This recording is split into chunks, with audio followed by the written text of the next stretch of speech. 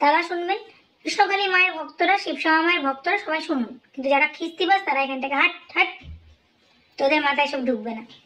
যে খিস্তিবাজদেরকে নিয়ে এত ভিডিও করছিস, আবার বলছিস চাল হাট হাট, বলছি খিস্তিবাজদেরকে নিয়েই কিন্তু তুই ভিউজটা কামাচ্ছিস। অহংকারের পতন হয় জানিস, তোর মঙ্গলামা আর চলবে না, এটুকু মাথায় রাখিস। ওই খিস্তিবাজদেরকে নিয়েই করছিস। সালি, তুই তো নিজে একটা প্রস্টিটিউট, লজ্জা করে না? তুই তো আবার পাক্কা বেশ্যা তুই, আবার বলছিস খিস্তিবাজ। এই খিস্তিবাজদেরকে তুই তৈরি করেছিস, খান কি কোথাকার। জয় জয় সোনা মায়ের জয়। কথাটা হচ্ছে যে আমি আগের দিন ভিডিওতে একটা কথা বলেছিলাম তোমাদেরকে, যে এই যে একটা মহিলা আছে, যে মহিলাটা একটা সাইকো টাইপের, পুরো সাইকো, বুঝেছো, পুরো সাইকো। এদের দলে আমরা ছিলাম, এদের এই যে নোংরা একটা দলদল, সেই দলে আমরা ছিলাম। জাস্ট আমাদের ইউজ করা হয়েছে এই দলটা, জাস্ট আমাদেরকে ইউজ করতো। মানে কে ওদেরকে গালি দিচ্ছে আর কে ওদেরকে বাজে কথা বলছে সেইগুলো ওকে মানে আমাদেরকে বলতে হবে। আজকে আমি সব প্রমাণ দিব, সব, কেননা প্রমাণ না দিলে থাকতে পারবেন না। আজকে কৃষ্ণকালী মাকে নিয়ে যে ভণ্ডামিটা শুরু করেছে এই আদিক্ষেতা সাইকো প্যান্টি, তার প্যান্ট ফুটো, তার মেয়ের বয়ফ্রেন্ডের সঙ্গে এই বয়সে গিয়ে মেয়ের বয়ফ্রেন্ডের সঙ্গে লিভিংয়ে থাকে। কতটা ননসেন্স বলুন তো, কতটা ইডিয়েট বলুন। এইরকম নোংরা মহিলাটাকে কি বলবেন? বরানগরের যে বেশ্যা এবং প্রস্টিটিউট মেয়ে ছেলেটা কি করতে পারে জানেন? বহুত নোংরা, যেটা কিনা মঙ্গলাকে ফাঁসাচ্ছে, মঙ্গলাকে রীতিমতো তাকে জালে ফাঁসাচ্ছে। এইরকম করে আমাকে, সোমাকে ফাঁসিয়েছিল এবং আমাদেরকে উস্কে উস্কে বলতো কেস কর, এই তোরা যা গিয়ে থানায় গিয়ে কেস করে আয়, সীমার নামে কেস করে আয়, তুই ওই মেয়েটার নামে কেস করে আয়, ওই যে ওই মধুর নামে কেস করে আয়, রীতিমতো বলতো। পাঁঠার নামে শুদ্ধে কেস করে আয়, পাঁঠার নামেও বলেছে, বলেনি তা নয়, এই পাঁঠার নামেও আমাদেরকে বলেছিল যে কেস করে আয়। অ্যাকচুয়ালি এই মেয়েটা সবাইকে কমেন্ট বক্সে গিয়ে চুলকোই, কমেন্ট বক্সে গিয়ে এমন চুলকানি মারে যে সে যাতে উত্তেজিত হয়ে যায়। প্রমাণ দেব তোমাদেরকে, তো প্রমাণ দেবই আমি, কেননা সে এইরকমই করে। এখন বলছে ও খিস্তিবাজ। অ্যাকচুয়ালি ও কতটা নোংরা খিস্তিবাজ একমাত্র আমরাই জানি। এই ননসেন্স মহিলাটা, তার হচ্ছে ভাতার টাক পড়া ভাতার, এই ভাতার বললাম বলে খারাপ ভেবো না, টাক পড়া বর যে হাজবেন্ডটা আছে ওর ঘরে, ও তো মানে ঢপের চপ, ও কিন্তু কোনো কিছু করতে পারে না। খোঁজা একটা, এই খোঁজা, এই মামি গোটা একে দেখতেই পারে না, এত বারণ করে শোনেই না। এখন তো নাগরের ঘরে গিয়ে মনে হচ্ছে চেয়ার ঘুরিয়ে ঘুরিয়ে ভিডিও করছে। মঙ্গলাকে ফাঁসাবে, আমি বলে রাখলাম, মঙ্গলাকে রীতিমতো ফাঁসাবে। কেননা দেখো টাইটেলে দিয়েছে মঙ্গলা ভণ্ড না, তার প্রমাণ করিয়ে দিলাম। মঙ্গলা ভণ্ড কে বলেছে? আমরা বলেছি ভণ্ড? আমরা বলেছি যে মঙ্গলা কিছু ভুল কাজ করছে, যেই কাজগুলো দৃষ্টিকটু লাগছে আমাদের সনাতন ধর্মে। এইসব কাজ করে না কেউ, ঠিক আছে? সনাতন ধর্মে কি এরকম ধরনের কাজগুলো কেউ করে না। তো ও কিন্তু অনেক ভুলভাল কাজ করেছে, যেই কারণে মানুষ সবাই কিন্তু তাকে মানে সেই ভুলগুলো ধরিয়ে দিয়েছে। কিন্তু মঙ্গলার একটা প্লাস পয়েন্ট আছে, সেই ভুলগুলোকে সে কিন্তু সংশোধন করার চেষ্টা করেছে।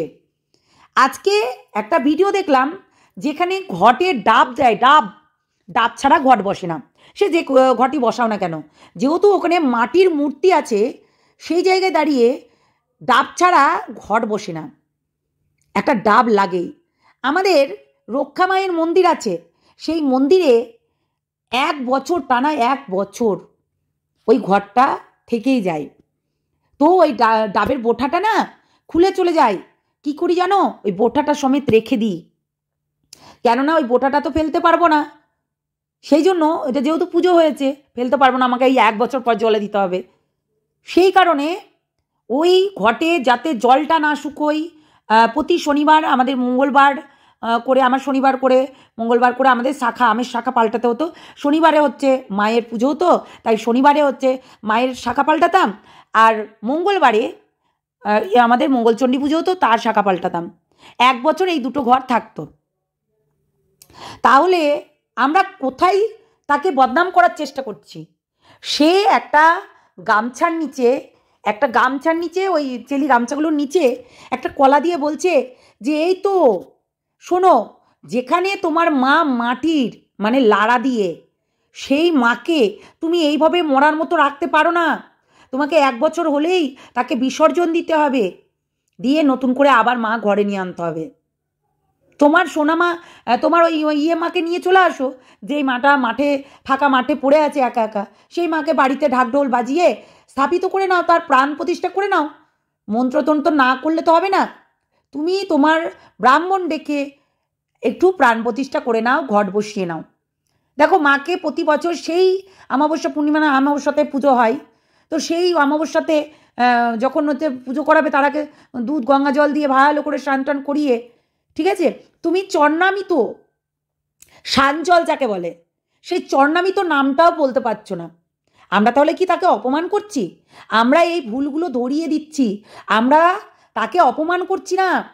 রীতিমতো এই বাজারি বরানগরের প্রস্টিটিউটটা রীতিমতো তাকে ফাঁসিয়ে চলেছে, তাকে উস্কোচ্ছে যে আপনিও কেস করুন, আমিও কেস করব, মানহানির মামলা করুন, এই করুন ওই করুন।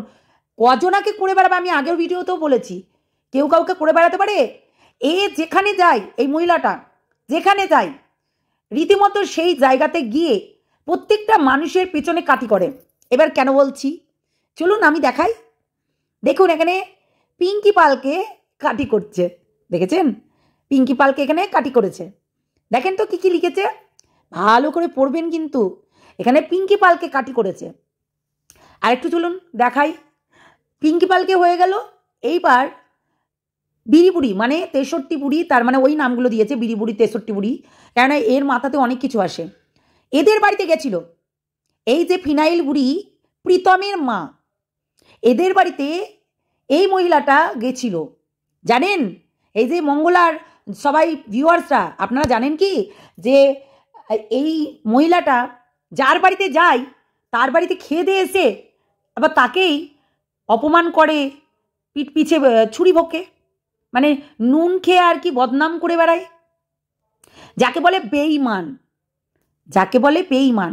এই মহিলাটা অতিরিক্ত বেঈমান, বদ স্বভাবের মেয়ে ছেলে, আর তারপর আবার সাইকো, মানে একটা আছে না যে সাইকো যারা কি বলে, কি কিলার যেন একটা বলে, হ্যাঁ, এরা হচ্ছে সাইলেন্ট কিলার।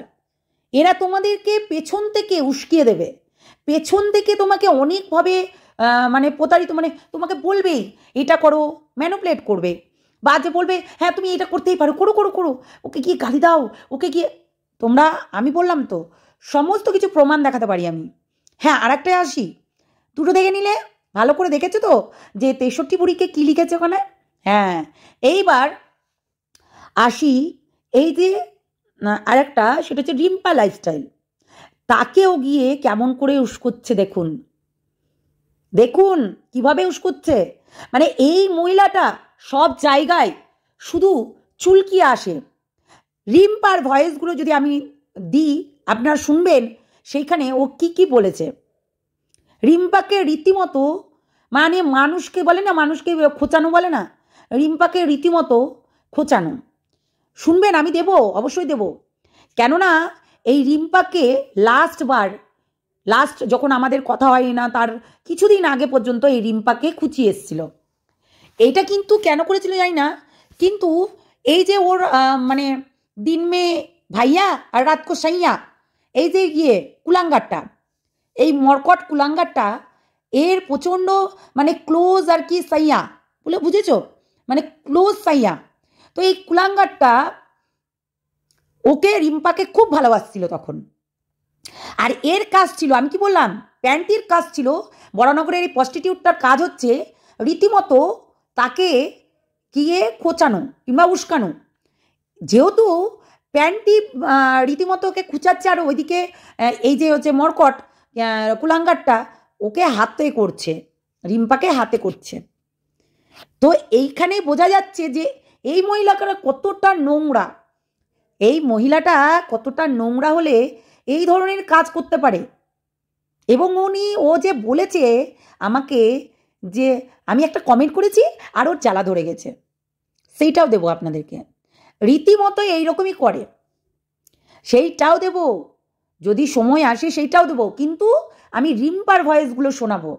রিম্পার রীতিমতো তাকে উস্কিয়ে ফোনে মেসেজ করে, যেহেতু ওর মর্কট ওর হাত থেকে সরে যাচ্ছিল, মর্কট এই কুলাঙ্গারটা ও রিম্পার সঙ্গে হাত মিলিয়ে রিম্পার দলে মানে এই সীমাদিদের দলে ঢোকার চেষ্টা করছিল, যেই সময় সন্দীপের পাশে ছিল, মানে সন্দীপের হয়ে কথা বলছিল টিনার এগেনস্টে, বুঝলেন।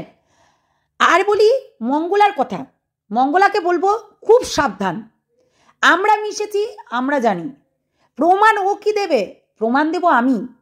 আমি জানি ও রীতিমতো প্রত্যেকটা মানুষকে উস্কায়, যাতে সেই মানুষটা আরও উলফাল কাজ করতে পারে।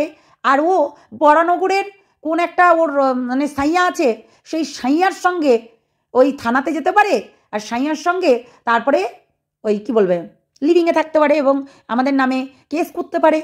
তাই বলবো মঙ্গলাকে, এমনিতেই তো পদে গন্ধ, তাই খবরদার যাবেন না এইসব মানুষদের সঙ্গে। 1 নম্বরের মানে পাক্কা প্রস্টিটিউট, বেশ্যা, নোংরা মেয়ে ছেলে এরা। ঘরে দেখায় সাধু, কিন্তু তলে তলে অন্যজনার সঙ্গে শুয়ে আসে। কতটা নোংরা, আমাদেরকেই আবার বলে আমরা নাকি খিস্তি করি। কতটা নোংরা দেখুন, এত নোংরা, এত নোংরা চিন্তা করতে পারবেন না। আপনার নাম নিয়ে রীতিমতো ভিউজ কামাচ্ছে, কিন্তু আপনাকে আমরা যথেষ্ট ভালোবাসি মানুষ হিসাবে।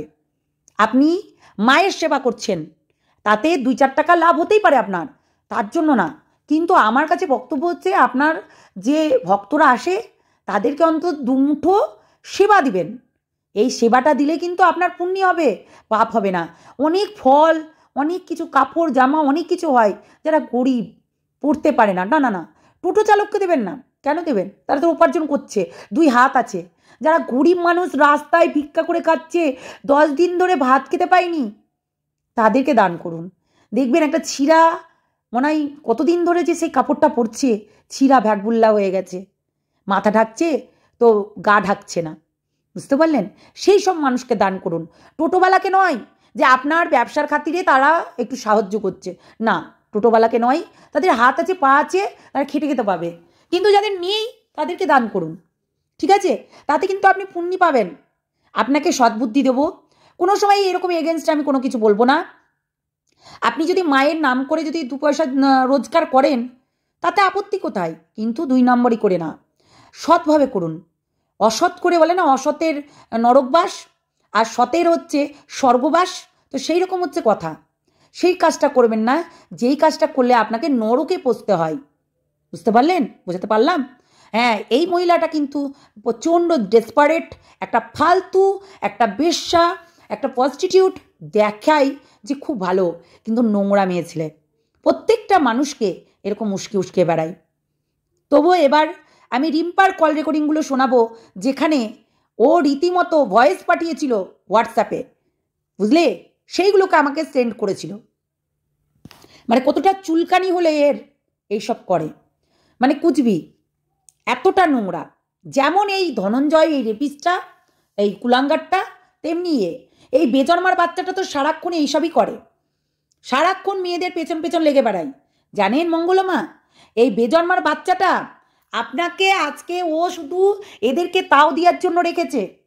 তারপরে আপনার চুলের মুঠিটা এমন করে ধরবে যে ওই যে বললাম আপনার সমস্ত কিছু উঠিয়ে নিয়ে আসবে আর দেখাবে, এই যে তুমি তুলসী পাতা দাওনি, এই যে ঘটা কলাটা রেখে, ওটা তো টাটকা কলা রেখে তুমি হচ্ছে লোককে দেখাচ্ছ, মানে এভরিথিং এভরিথিং আপনাকে যখন দেখাবে না, তখন লাখ লাখ ভিউজ কামাবে সে।